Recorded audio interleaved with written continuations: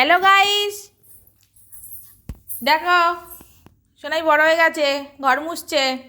সোনাই, তাহলে কাজের মেয়ে রিঙ্কিকে আসতে বারণ করে দেবো, তুমি ঘর মুছে দেবে আমার। কাজের মেয়েকে বারণ করে দিতে হবে, সোনাই এখন থেকে ঘর মুছবে প্রতিদিন। সোনাই নতুন নতুন ঘর মুছে শিখেছে। ভাল লাগছে ঘর মুছতে? এক জায়গায় ঘষছো কেন? সব জায়গায় ঘষো, সব দিকে লাগাও, পোছা লাগাও সব দিকে। শুধু এক জায়গাতে লাগাতে হয়? গুড। এইভাবে এইভাবে কাজ করে মামামকে হেল্প করবে, ঠিক আছে? ঠিক আছে। পড়াশোনা করবে না? তুই পড়াশোনা করবে না?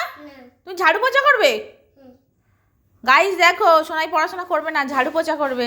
ঠিক আছে, টাটা বাই, গুড নাইট।